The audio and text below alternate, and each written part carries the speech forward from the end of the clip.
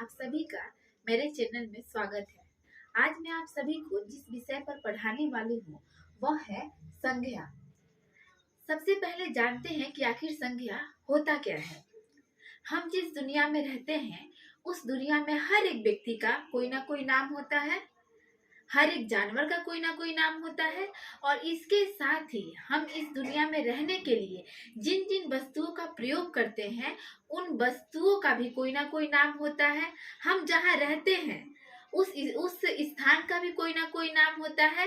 यानी मैं बार बार नाम शब्द का प्रयोग क्यों कर रही हूँ, कहने का तात्पर्य यह है कि संज्ञा से किसी व्यक्ति, वस्तु, स्थान या भाव के नाम का बोध होता है। ध्यान रखिएगा, संज्ञा यानी नाम, यानी संज्ञा से किसी व्यक्ति, वस्तु, स्थान या भाव के नाम का पता चलता है।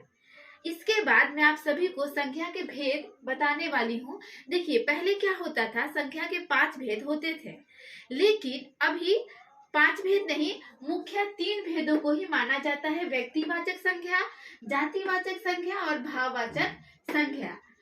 इसके अलावा 2 भेद जो थे वह थे समूहवाचक और द्रव्यवाचक संज्ञा, लेकिन वह दोनों ही जातिवाचक संज्ञा में आ गए हैं।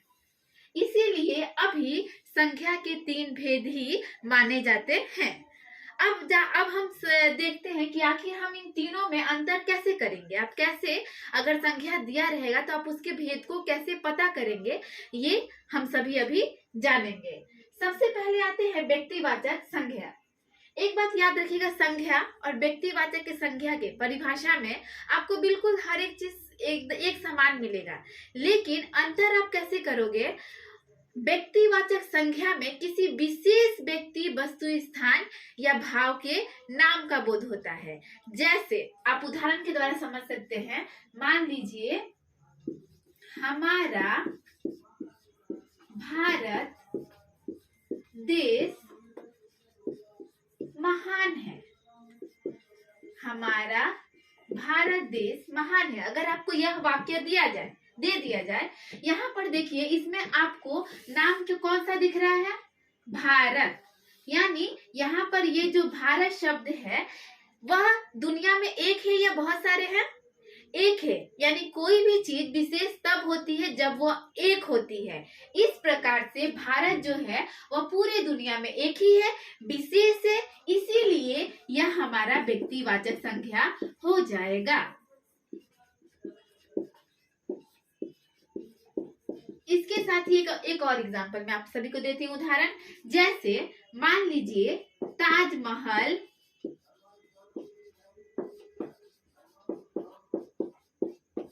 आगरा में है। ताजमहल आगरा में है। यहाँ पर देखिए, ताजमहल और आगरा दोनों ही विशेष होता है, यानी इस पूरी दुनिया में एक ही है, इसलिए यह दोनों भी व्यक्तिवाचक संज्ञा हो जाएगा। एक और चीज जो मैं आप सभी को बताने वाली हूँ, आप एक चीज पूछ सकते हैं कि कभी कभी होता है कोई आम आदमी का नाम। जैसे मान लीजिए, राम विद्यालय गया। राम विद्यालय गया, ठीक। यहाँ पर देखिए, राम जो है, आप सोच रहे होंगे राम तो सबका नाम होता है, तो ये कैसे व्यक्तिवाचक संज्ञा होगा। लेकिन यहाँ पर ध्यान रखिएगा, किसी और नाम को नहीं, यहाँ पे राम को ही कहा जा रहा है कि वह विद्यालय जा रहा है, इसीलिए कोई भी व्यक्ति का नाम वह हमेशा व्यक्तिवाचक संज्ञा ही होता है। यानी किसी भी मनुष्य का नाम, किसी भी व्यक्ति का नाम, वह किस में आएगा, व्यक्तिवाचक संज्ञा होगा।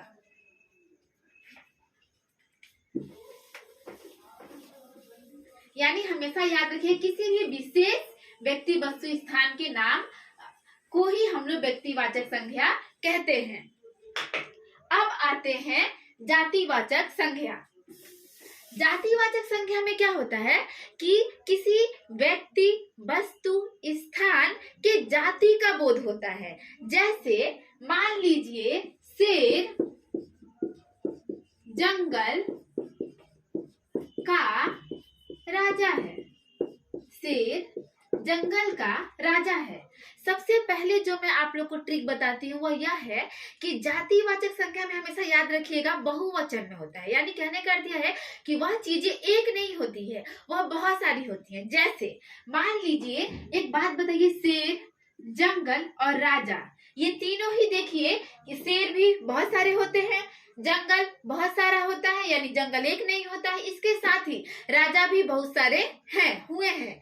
यानी कहने का अर्थ यह है कि जो चीजें एक नहीं बहुत सारी होती है, अर्थात वह अपने साथ साथ अपनी पूरी जाति का बोध कराते हैं, वो सारे शब्द जातिवाचक संख्या में आ जाते हैं। यानी शेर, जंगल और राजा एक नहीं बहुत सारे होते हैं, इसीलिए ये तीनों ही आपका जातिवाचक संख्या होगा। जातिवाचक संख्या। एक और उदाहरण मैं आप सभी को देती हूँ। जैसे मान लीजिए, माँ बाजार गई, माँ बाजार गई।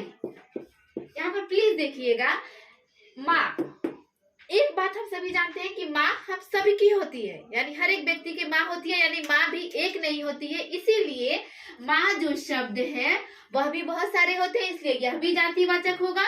और बाजार एक होता है या बहुत सारे होते हैं, आप सभी समझ गए हैं कि बाजार बहुत सारा होता है, यानी एक नहीं होता है, इसीलिए ये दोनों भी जातिवाचक संख्या होगा। यानी कहने का तात्पर्य यह है कि जो चीजें बहुत सारी होती हैं, बहुवचन में होते हैं, वह शब्द अपने साथ साथ अपनी पूरी जाति का बोध कराते हैं, इसीलिए वह जातिवाचक संख्या होगा। अब आते हैं भाववाचक संख्या।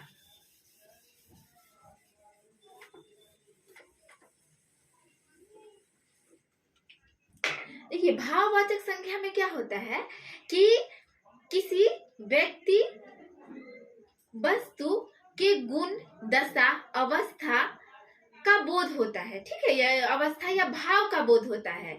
जैसे मान लीजिए, भाववाचक संख्या में क्या होता है, याद रखिएगा, किसी गुण, दोष, अवस्था, दशा या भाव का पता चलता है। ठीक, जैसे मान लीजिए, प्लीज ध्यान दीजिएगा, यह आदमी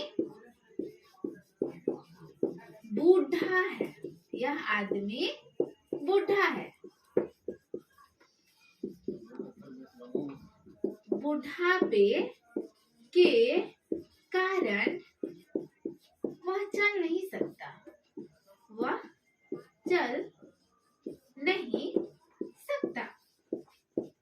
यहाँ पर देखिए, वह आदमी बूढ़ा है, यहाँ पर इस आदमी की विशेषता बताई जा रही है, यानी यहाँ बूढ़ा शब्द कभी भी आपका भाववाचक संख्या नहीं होता है। यानी इस बूढ़ा शब्द का आपका भाव क्या होगा, बुढ़ापे या बुढ़ापा।